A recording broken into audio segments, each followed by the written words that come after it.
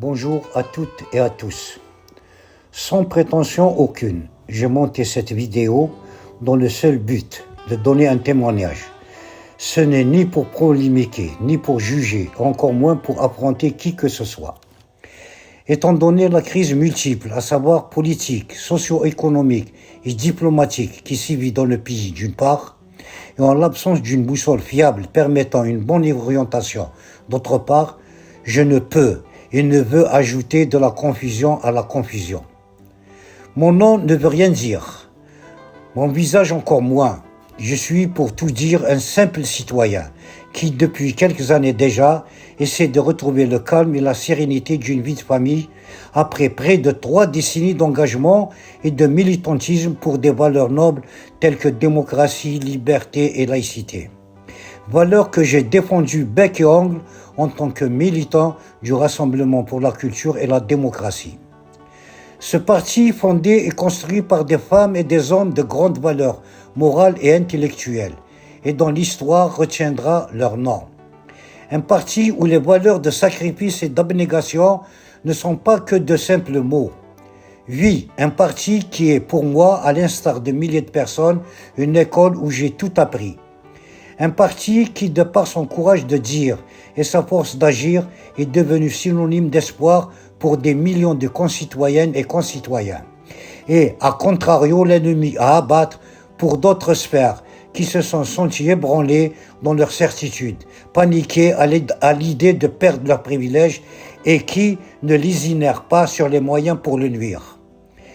Il suffit de se replonger dans un passé récent et se remémorer ce que nous avons subi particulièrement lors des campagnes électorales durant lesquelles nous nous sommes retrouvés à combattre non pas des adversaires politiques, non pas à défendre des programmes et des idées, mais à affronter une administration et un monde médiatique du plus hostile, où même les plus endurcis et les plus convaincus d'entre nous se transformèrent en de simples observateurs.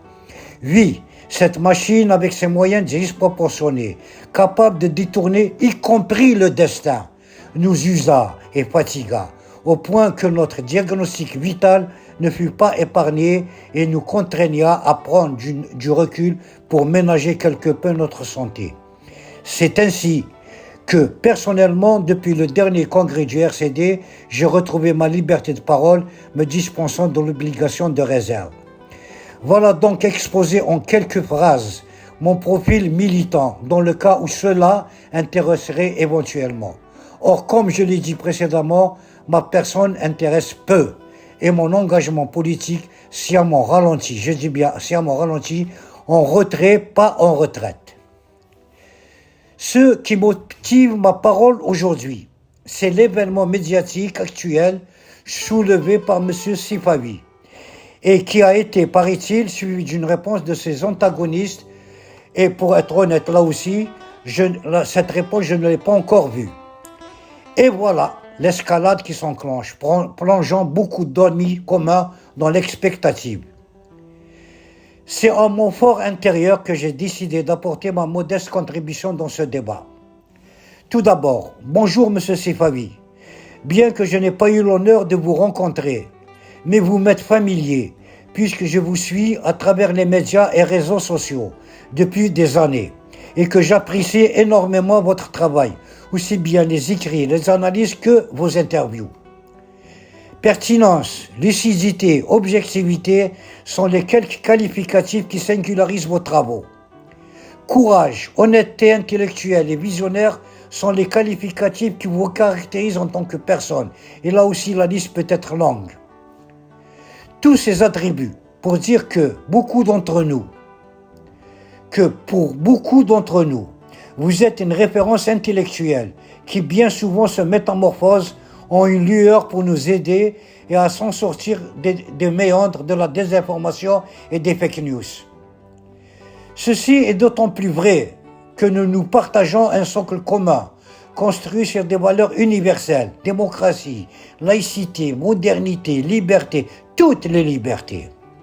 Le paradoxe, c'est que malgré cet héritage commun, et pendant que nos regards sont braqués vers la rive nord de la Méditerranée et nos oreilles tout ouïes sur la diplomatie, gronde en plein été un tonnerre brusque dans cette ciel que l'on croyait serein. Et pour cause, au moins depuis 15 jours, apparaissent sur la toile des vidéos dont le contenu et surtout les acteurs nous sont familiers, ce qui nous rend dubitatifs et perplexes.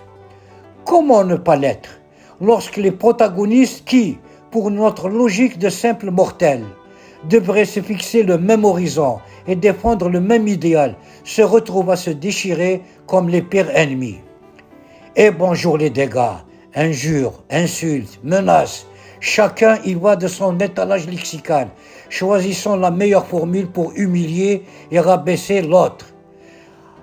Stop, messieurs, cette surenchère ne vous grandit pas, ni les uns ni les autres. Bien entendu, dans le traitement d'un dossier, le fond du sujet, à savoir le contenu, reste la pierre angulaire. Cependant, il arrive que, dans certains cas, et pour une meilleure compréhension, la forme et la manière sont aussi importantes et engendrent une adhésion aux idées et thèses défendues. Ceci est d'autant plus vrai qu'en ces moments d'incertitude, où le monde de l'information en général et le champ politico-médiatique en particulier est marqué par une violence verbale inouïe, il nous est recommandé plus de lucidité et de sérénité.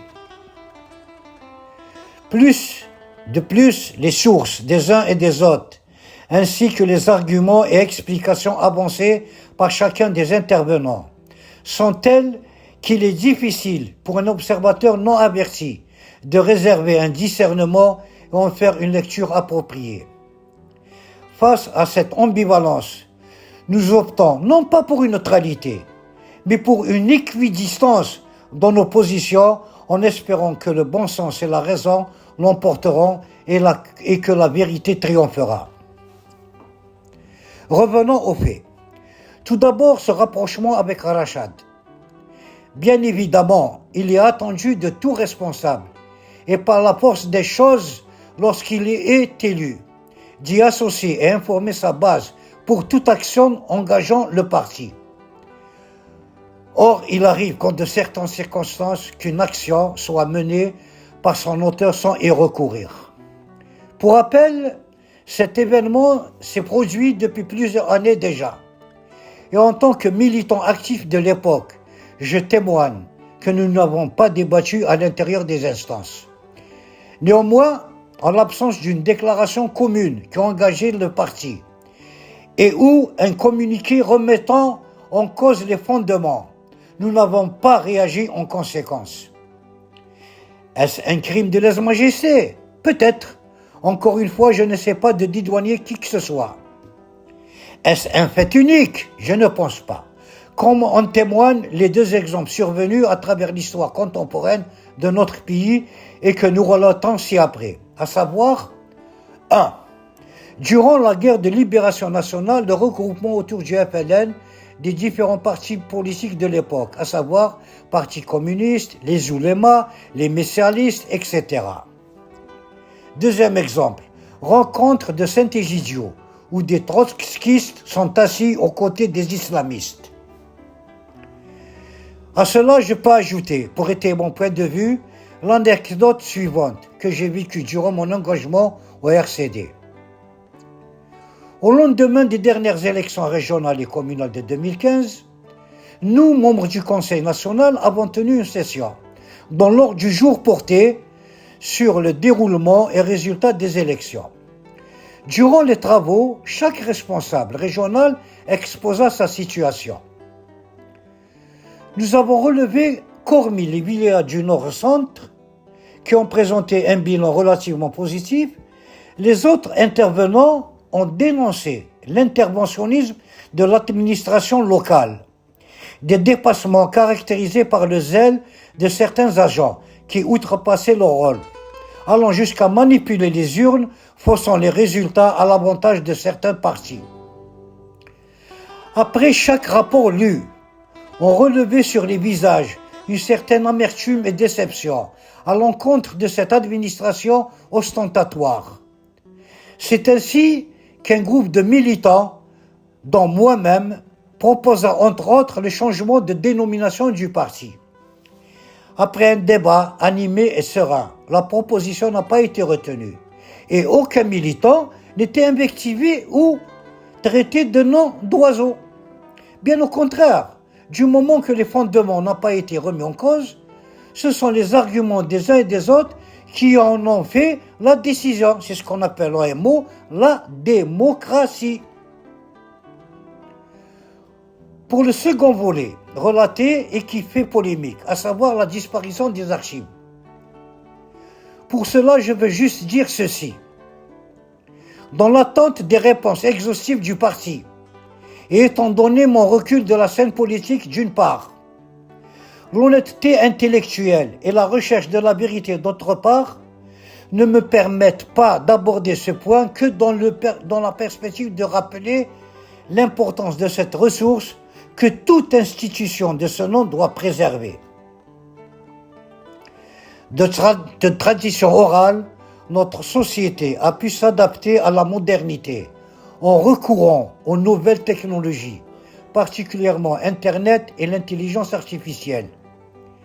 Quel que soit l'apport de ces supports, l'être humain reste irremplaçable et les archives deviennent incontournables et demeurent la preuve vivante d'une existence. Préserver ces archives, c'est l'histoire, c'est transmettre un héritage, c'est aider la mémoire, c'est porter un message vivant. Et la liste est encore longue. Quant à mon témoignage, j'atteste que durant son parcours, le RCD a toujours respecté les statuts, le règlement intérieur et tous ses engagements politiques. Tous les événements marquants, congrès, conférences, débats, etc., ont été consignés dans des rapports écrits. Le parti a été très prolifique en termes de publication. La quantité de documents, manuscrits et audiovisuels produits rendrait envieux les organisations les mieux nanties. Nous réitérons notre recommandation, à savoir préserver et sauvegarder ces archives, c'est rendre hommage et respect à toutes les militantes et militants qui ont accompagné le parti durant son existence. Pour le troisième volet soulevé, et qui est relatif au comportement, notre contribution ne peut être que philosophique et morale. La modeste expérience de la vie nous a enseigné que la politique est l'art du possible. Les ennemis d'aujourd'hui peuvent devenir les amis de demain et vice-versa. Par conséquent, il est possible de défendre ses idées avec des arguments autres que l'insulte et le dénigrement. Ceci est d'autant plus vrai que la vie privée doit rester en dehors de la sphère publique. Merci de m'avoir écouté. Je vous souhaite à toutes et à tous une bonne fin de vacances, et ce dans l'attente de la prochaine rentrée sociale qui annonce beaucoup de nouveautés. Salutations militantes. Thanmir b'sahatkom.